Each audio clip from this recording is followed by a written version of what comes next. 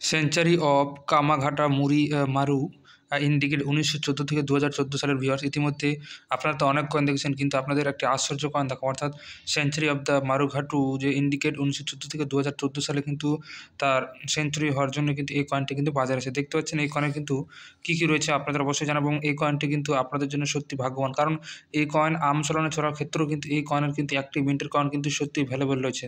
তো নমস্কার, আশা করি সকল ভিউয়ার্স আপনারা ভালো আছেন। ইতিমধ্যে আপনারা যে কয়েনটি দেখতে পাচ্ছেন সেই কয়েনের কিন্তু আপনাদের আমি বিবরণ দেওয়ার চেষ্টা করব। তো সর্বপ্রথমে সেঞ্চুরি অফ কামাঘাটা মারু ইন্ডিকেট ১৯১৪ থেকে ২০১৪ সালে এই কয়েন কিন্তু ২০১৪ সালে কিন্তু বাজারে আসে, এবং আপনারা দেখতে পাচ্ছেন এই কয়েনটি কিন্তু ৪টি মিনিটের দ্বারা কিন্তু বাজারে আসে। সর্বপ্রথম আমরা এই কয়েনের সামনে থেকে দেখার চেষ্টা করব। দেখতে পাচ্ছেন এই কয়েনের সাধারণ ৳৫ কয়েনের মতন কিন্তু রয়েছে। ভারত, ইন্ডিয়া এবং রুপিয়া সমস্ত কিছু লেখা রয়েছে কিন্তু এখানে। এছাড়াও যদি কয়েনে দেখেন তাতে দেখতে পাচ্ছেন একটি জাহাজের ছবি কিন্তু দেওয়া রয়েছে, এবং মিন্টিংগুলো কিন্তু দেওয়া রয়েছে এখানে। এরপর তো উপরে পাশে আমরা চলে যাবো, কয়েনে দেখতে পাচ্ছি মেটেল রয়েছে, নিকেল ব্রাশ, এবং ওয়েট রয়েছে ৬ গ্রাম, অর্থাৎ এই কয়েনের কিন্তু ওজন কিন্তু ৬ গ্রাম রয়েছে, সাইজ রয়েছে ২৩ মিলিমিটার, এবং অর্থাৎ এই কয়েনটি কিন্তু দেখতে কিন্তু টোটালি বৃত্তাকার হচ্ছে, এবং এই কয়েনটি শুধুমাত্র ৪টি টাস্কের দ্বারা কিন্তু বাজারে আসে। দেখতে পাচ্ছেন বোম্বে, কলকাতা, হায়দ্রাবাদও ৯টা, এই ৪টি টাস্কের দ্বারা কিন্তু বাজারে আসে, এবং এই কয়েন কিন্তু সবচেয়ে ভ্যালুয়েবল কিন্তু দেখতে পাচ্ছেন আপনারা। এটা কিন্তু সবচেয়ে ভ্যালুয়েবল কিন্তু কলকাতা টাস্কেল, অর্থাৎ এই টাস্কেলে কিন্তু কোনো মিন্ট মার্ক থাকবে না।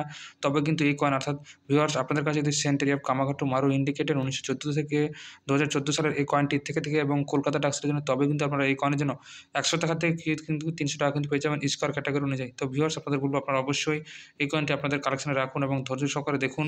এখানে কিন্তু কোনো চিহ্ন, আপনারা দেখতে পাচ্ছেন এখানে কিন্তু কোনো চিহ্ন থাকবে না। এটা আপনাদের মাথায় রাখতে হবে যে এখানে কোনো যদি চিহ্ন না থাকে তবে কিন্তু ভিউয়ার্স এটি কলকাতা টাস্কেল। তাই ভিউয়ার্স আপনারা অবশ্যই আপনাদের এই কয়েনটি আপনাদের কালেকশনে রাখুন, এবং পারলে এই কয়েনটি আপনারা অবশ্যই বাজারে খরচ করার আগে কিন্তু অবশ্যই মিলিয়ে নেবেন। হতে পারে আপনার জন্য এই কয়েনটি মূল্যবান। তাই ভিউয়ার্স আপনারা অবশ্যই ধৈর্য সহকারে দেখুন, এবং সর্বশেষে জানিয়ে রাখি যে আমি কিন্তু কোনো কয়েন ক্রয় বিক্রয় করি না। কয়েন সম্পর্কে বিস্তারিত ধারণা আপনাদের মাঝে খুব সুন্দর ও ভালোভাবে তুলে ধরার চেষ্টা করি।